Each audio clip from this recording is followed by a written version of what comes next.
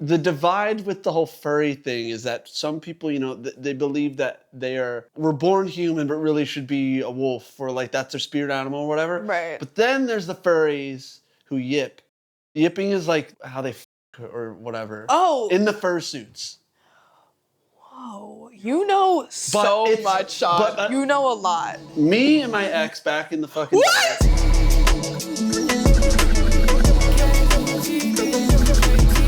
Hi and welcome to KTD's On the Periphery, where I date New York City's up-and-coming musicians so you don't have to. I'm here today with Squired. Thank you so much for coming, Sean. Of course. Thank you for having me. We had a really nice date 2 weeks ago. Besides the rats and the cockroaches.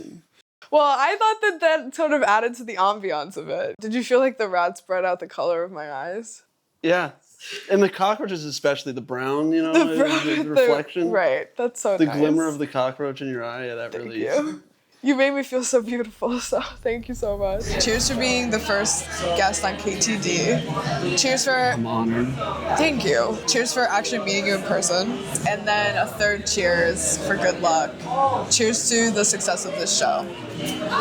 Yes. All right. Cheers. And cheers to the success of your music career. Thank you. When you and I first met, a friend of yours hit on me in kind of a weird way. And then I told him that I wasn't interested in him because I was interested in you. So what do you think of me then? Mostly bad things. And sometimes very sexual things. I think what happened was that, I looked over and I saw you and I was like, oh, Ben, like, your friend is really cute. He was like, oh, that's Sean, like, he's a DJ, and everybody was like, of course, Allie's into it because he's a DJ. I don't know why anybody would want to be with a DJ, to be honest, but... Actually, please tell me, because I need somebody to figure that out. That's what I'm saying. No, yeah. We should probably ask a psychologist about that. Like, I think I need help about that. You probably do, from what you've told me. But I was lying down on the couch, and then all of a sudden, this guy comes up to me. He comes and he lays down next to me. He lays down next to me and he's like props his head on his hand. It's like the most quintessential like flirting that I've ever seen. And of course I'm eating it up, like I'm enjoying the whole thing. I love a DJ. I find it very impressive, but like I want to be with like a pianist or a guitarist. Yeah, that's way cooler because anybody can just twist knobs. Damn. Do you have a deep-seated inferiority complex to people who play actual instruments? Oh, I mean, like, the way I got into music was I played guitar and drums, and more out of, like, curiosity, I, like, dove into the electronic music world, but I didn't know, like, what DJing was or any of that, but then from there, just found more artists. And then I realized, like, the way these people perform is through DJing. But, like, to act like a DJ purist, like, this is not something that everybody could do because it's the most complicated, in-depth, crazy, it's just not. The ability to just transition one song to another, anybody can really learn how to do that. So do you think that DJs are musicians? No. I mean, if you create music, yeah. And there's nothing wrong with that. I mean, I don't know. Like, what is the line of what a musician is? Just playing and like mixing two songs, does that make you a musician? It's not a question I've ever thought of, but I wonder, is the DJ a musician? So you would say, in short, no. DJing, it doesn't feel like what it would be to someone who, you know, plays the bass or is a drummer or like creates original music. So they're not musicians. Just say no. I'm thinking in my head of like, who am I going to piss off by saying no? I don't think in what the definition of a musician is that a DJ is a musician. Right, okay. They're a performer. Okay. And he's talking to me. I'm like, oh, who do you know here? He's like, oh, I know Sean. And he was like the 5th person that night to be like, oh, I'm here because of Sean.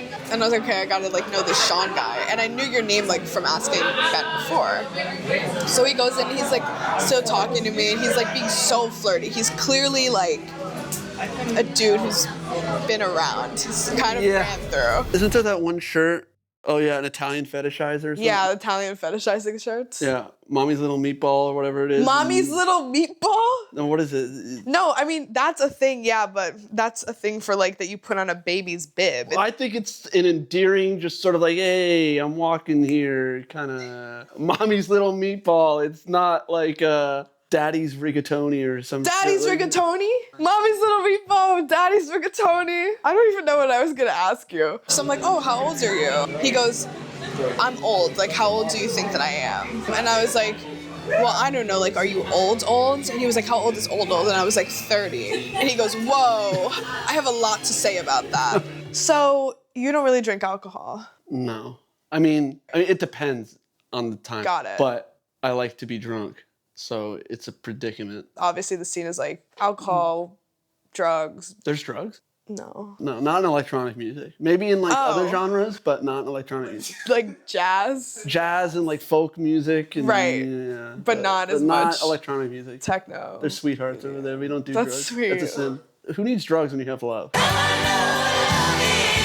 You're pretty sober for the most part as like a person in the scene. Do you get out sort of your twisted, devious nature in another way? Not really. I don't think I'm really like a deviant. You know, I just have a lot of like furry fans. Like, do you think it's particular towards you due to your half Japanese, half Puerto Rican background? Absolutely not. And just for the record, I'm white. I'm Argentinian. And I was like, oh God, like, how old are you? He was like, okay, guess. And I was like, are you 29? He goes, no, I'm 37. So I was like,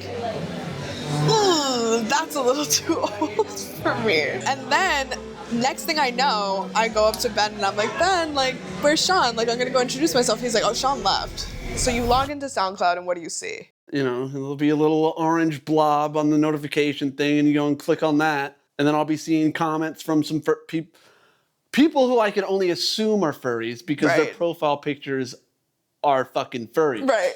I mean, or fans of furries, but they haven't like dove in the furry pool yet. Oh, so hold on, wait. Paid $5,000 for a fursuit. Right. You know? I find this so interesting that you're bringing up this distinction. There's furries, but then there's sort of preliminary group to being a furry, which is the fans of furry stage. Oh, I don't know. I'm just saying they just have. Well, it seems like you know a lot. It seems like you know a lot about furry, Sean. You're gonna blow up in the furry community. I know that. I see that. I see big things for you. Not my plan. Huge things. That's just part of the story of my come up. Then in the furry community for you, Sean. Well, I don't like the way you're like huge things. Sounds ominous. And they're coming for you. I'd rather they didn't. It's too late. You can't control them. I could not make music and delete my entire discography. Yeah, I mean, you could just delete yourself from the face of the earth. That's true. You're considered hot and young in the furry community, so just take that and run with it. I don't know if because they like my music, that means they think I'm...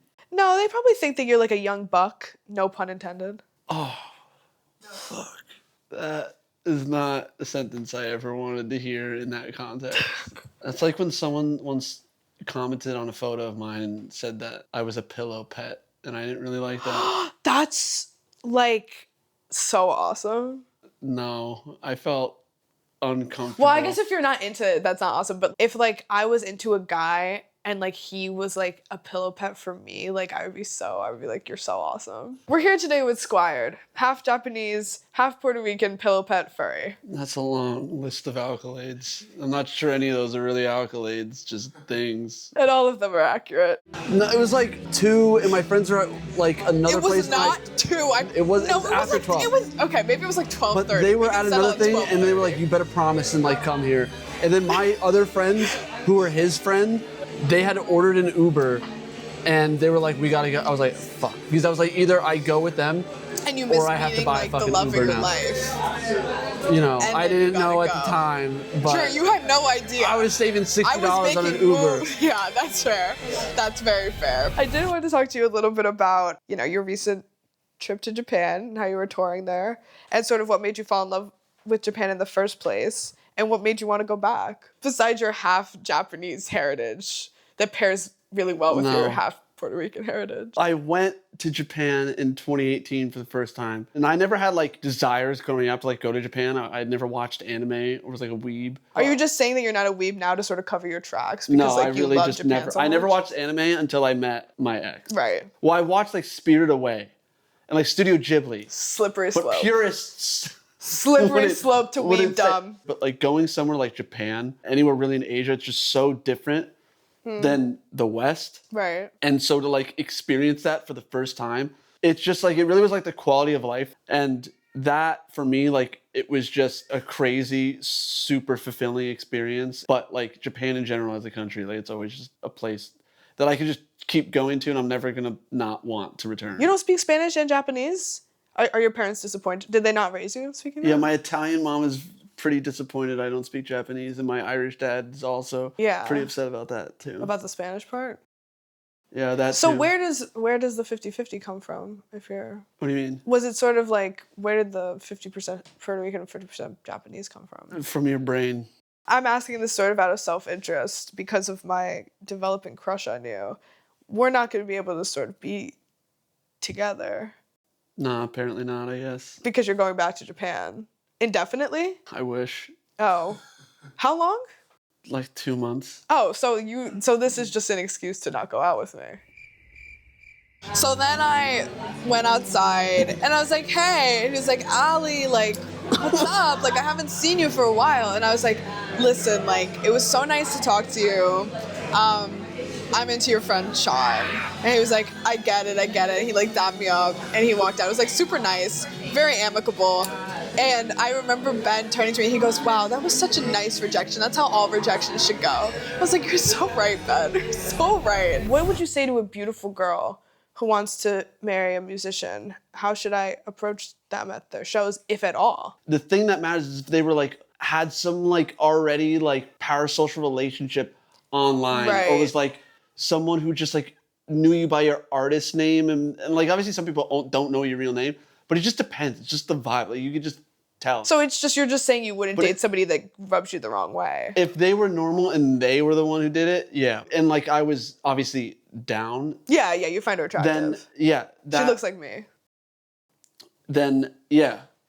But if they're like, you know, oh my God, I love your music. Like, I love you, I want to have your babies. I think you're so cute, blah, blah, blah. I want to be with you. Could I like go out? I love you. Yeah, I love you, fuck Sean. no. I love you. No. I could not date somebody who did not have music as a significant part of their life. Like, I just would not be happy with them. And I imagine it's even stronger for you, like, as a... In the past, it didn't really matter to me, but I have realized, like, finding someone who, like, you have similar tastes in, and then, like, exchanging music or, like, a playlist or whatever, then having that person, like, actually listen, that is something that I just value and know at this point that I want in someone. Yeah, because I was going to say, I think that the opposite for me is also true, where I don't want to be with a person who's like so pretentious about like their music taste, like if they are like really judgmental about certain genres of music. If it's good, then it's good. Right. And then we all went back inside and it was like the last people at the party, so it was like a tight group. And I was like, Ben, you gotta text Sean. And so Ben goes and texts Sean, he's like, oh, my friend Allie was into you, like, can I give her your number? Then he goes to me, he's like, Sean said no. And I was like, what? That's like so fucking embarrassing. He goes, look, and then he showed that you like gave him whatever, you said yes. Do you often mog your friends in that way? Not knowingly do I mog. That makes it more powerful. Maybe I unknowingly mog. If you mog in a forest and no one's there to see it kind of thing, because it's like if it would have to be someone that I know. Right. It's not like they inform me of it. So it's really in my moggy if that. But so I was at the place when he texted me and then I saw that. I was like dying laughing because I knew immediately when I came over there that dude who I don't even remember his name was like absolutely hitting on you because he is that kind of person, 100%. And I met him only 2 weeks prior, and all he was doing was talking about like, the girls he was like talking, like all this shit. The girls he was talking to? And so then to see it in action was like so funny. Thank you so much, Sean, for coming on. I don't really have a choice with the guy with the gun that's in the corner over there. Can you not talk about that, please? Well, anyway, Sean, thank you so much for coming on. That wraps up our first interview. Do you have anything that you want to say, you want to promote? Not really. Don't really got much. Go stream Flash that came out 3 months ago. Perfect. 4 months ago. Find him in Japan. All right, thanks. That's a wrap. If you're interested in watching Squired's performance, click here. It'll be right on my face. Subscribe to KTD, hit the bell for notifications, like, comment, share it. Thanks for watching.